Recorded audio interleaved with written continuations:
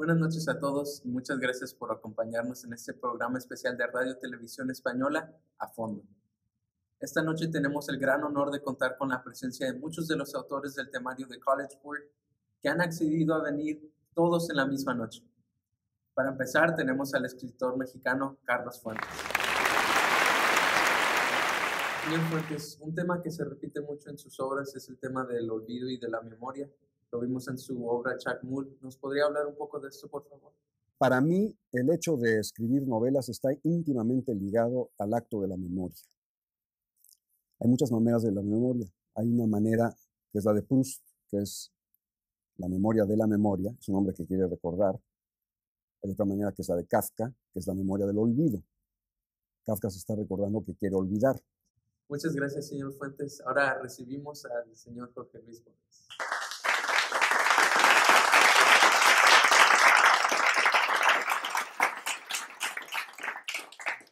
Señor Borges, nuestro maestro ha comentado en clase que usted es un hombre muy calculador, muy frío. No, eso es falso. Soy desagradablemente sentimental. Soy un hombre estoy muy sensible. Ahora, cuando escribo, trato de, de tener cierto pudor, ¿no? ¿Cuál cree usted que es el deber de un artista en interpretar la realidad? ¿Tiene que imponerse unos horarios? En el caso de todo artista, tiene el deber, el gozoso deber muchas veces, de transmutar todo eso en símbolos. Esos símbolos pueden ser, me imagino, pueden ser colores, pueden ser formas, pueden ser sonidos. En el caso del poeta son sonidos y también son palabras y, fábulas, relatos, poesías. Quiero decir que la tarea del poeta es continua, pero no se trata de trabajar de tal hora a tal hora. Uno continuamente está recibiendo algo del mundo externo. Y todo eso tiene que ser transmutado y ser eventualmente transmutado. Y en cualquier momento puede llegar esa revelación. Es decir, que este poeta no descansa, está trabajando continuamente, cuando sueña también. En mi último libro, La moneda de hierro, hay un poema que yo compuse en sueños. No es muy valioso, pero en fin, ofrece esa curiosidad psicológica. ¿A usted le gusta leer sus propias obras después de escribirlas? No, porque una vez escrito algo ya está lejos de mí. Cuando yo escribo, yo lo hago urgido por una necesidad íntima. Pero yo no pienso en un público selecto o en un público, de multitudes. No pienso en ninguna de las dos cosas. Pienso en expresar lo que yo quiero decir y trato de hacerlo del modo más sencillo posible. Ahora, señor Cortázar, le quiero hacer la misma pregunta que le hice al señor Borges. ¿Usted cree en la disciplina del autor? ¿Cree en imponerse horarios, una disciplina o dejarse escribir en vez de dejarse vivir? Sí, mira, tu pregunta contiene un montón de cosas, pero la podemos sintetizar un poco. Bueno, es partiendo de la noción de horario, ¿comprendes? No tengo ninguna noción de horario, me resulta insoportable. Nunca he querido, en la época en que tenía que ganarme la vida con algo que nada tenía que ver con la literatura, nunca aguanté los horarios. Siempre me busqué un tipo de empleos que supusieran 2 o 3 horas de trabajo a lo sumo, aunque te pagaran muy poco, porque luego después salías a la calle y eras tú, ¿no? Pero no es una noción de horario, sino una noción de obsesión, de concentración. Entonces, si usted se hubiera encontrado con esa urgencia hoy mismo, ¿qué hubiera hecho? ¿Hubiera venido? Hubiera encontrado un pretexto para no venir aquí, porque sí, de alguna manera me hubiera escapado. Dígame, señor Cortázar, ¿qué piensa usted sobre el fenómeno del boom?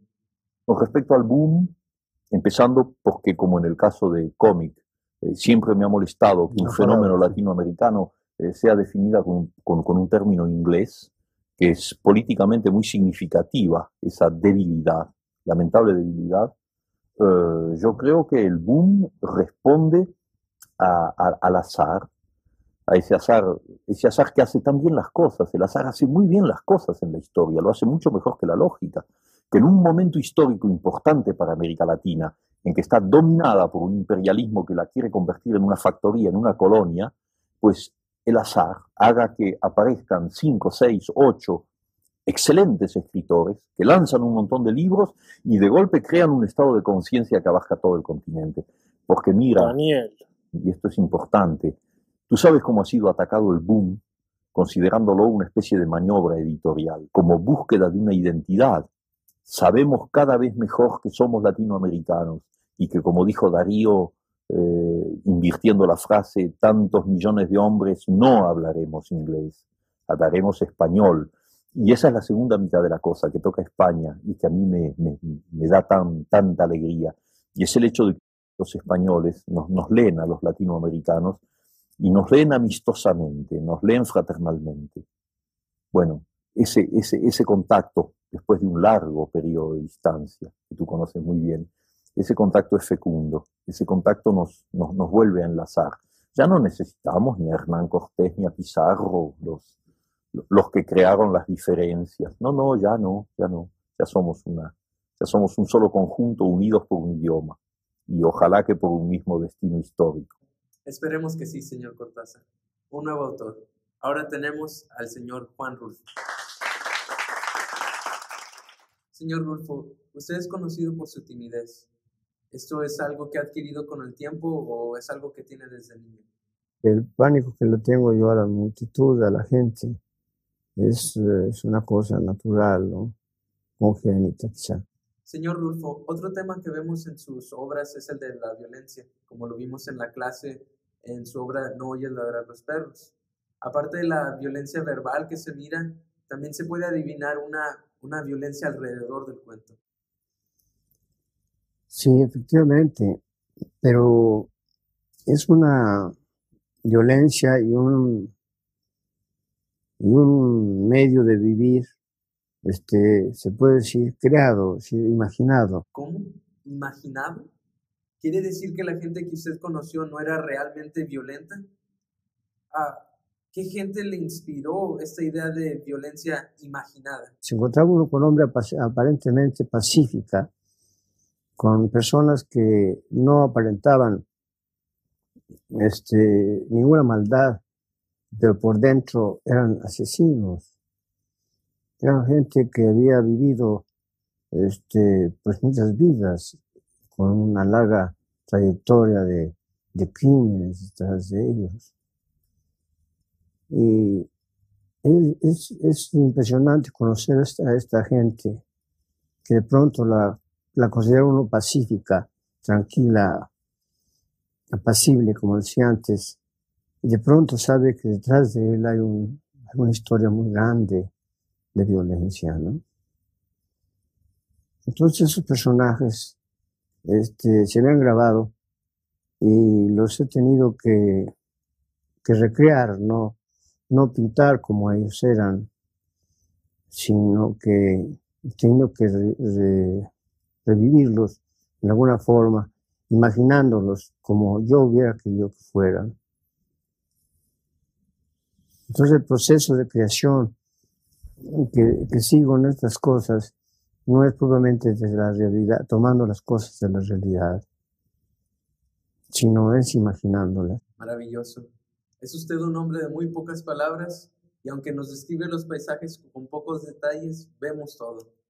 Sí, yo le agradezco muchos conceptos, pero ya le digo, cualquier persona que tratara de encontrar esos paisajes, encontrar esos motivos que han dado origen a esas descripciones, no las encontraría.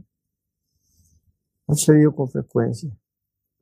Personas que han querido ir a ver, nos pasó hace poco, se quería hacer un número, una revista literaria dedicada al Llano en Llamas, entonces se quería fotografiar la zona, la región. Nunca se encontró el paisaje. Se querían retratar los rostros de los personajes, porque los personajes no tienen rostro, quizá usted haya observado eso también. No, pues la gente es común y corriente, ¿no? Como en todas partes. No había nada especial. Señor García Márquez, en el temario de literatura tenemos a muchos escritores españoles. ¿Qué opina usted de Azorín, de García Lorca, de Machado? Yo recuerdo los campos de Azorín, los campos de Machado. Toda esa todas esas referencias literarias que después encuentra uno que son reales. Esos escritores hicieron una fotografía de la España de su tiempo que es maravillosa. Yo llegaba después como si hubiera estado siempre ahí. Nuestro maestro nos comentó de una historia que no nos creímos mucho. ¿Qué fue lo que pasó cuando terminó de escribir 100 años de soledad? ¿Cómo fue que envió la novela por correo? Háblenos de esa historia. Nos fuimos al correo, Mercedes y yo. Eran 700 páginas. Entonces lo pesaron y dijeron que costaba 83 pesos de México a la Argentina. Y Mercedes me dijo, no tenemos sino 45. Y mira, es muy fácil. Partí el libro por la mitad y le dije, péseme este libro hasta 45 pesos.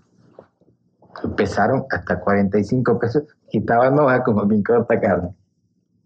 Cuando llegó a 45 pesos, agarré esas hojas, las envolví y las mandé y nos quedamos con el resto. Entonces nos fuimos a la casa y Mercedes sacó lo último que faltaba por empeñar, que era el calentador que yo usaba para escribir, porque yo puedo escribir en cualquier circunstancia menos con frío. El secador que usaba para la cabeza y la batidora que había usado para hacer toda la vida, para hacerle los jugos de fruta a los niños y que ya los niños estaban creciendo y ya no necesitaban. Se fue con eso al Monte de Piedad y le dieron unos 50 pesos. Y el hecho es que volvimos con el resto de la novela al correo. La pesaron y dieron, cuesta 48 pesos. Mercedes pagó sus 50 pesos. Le dieron 2 vueltos. Y yo me di cuenta que cuando salimos del correo estaba verde de encabronamiento. Y me dijo, ahora lo único que falta es que esta novela sea mala. ¡Wow! Increíble. Por cierto, ¿se han dado cuenta que durante la entrevista el señor Márquez se hacía más joven y más viejo? ¿Que el fondo cambiaba? Debe ser eso de surrealismo mágico.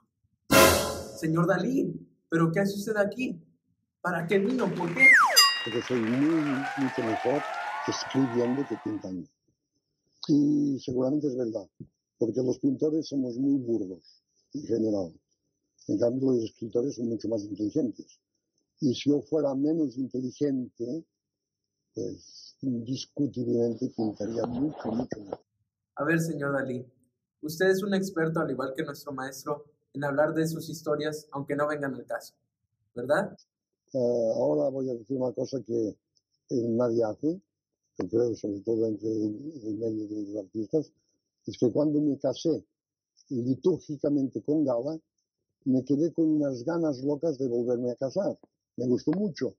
Y entonces al llegar a Portugal, eso es lo que me pasa a mí, había un cura que se lavaba los pies en el mar y le dije, me gustaría volverme a casar. Dice, se puede hacer. Con el rito copto, que es perfectamente compatible con el rito cristiano. Entonces, ahora anuncio que yo me quiero volver a casar con mi propia mujer en los momentos en que todo el mundo divorcia. Yo otra vez, como un puerco, que me dijo antes, adelante, me vuelvo a casar con ella. ¿Pero esa boda para qué? Si no cambiaba nada. Es una cosa que no sirve para nada y que sea sagrada, y eso es para hoy. Bueno, queridos televidentes, hasta aquí el programa de hoy. Muchas gracias por acompañarnos.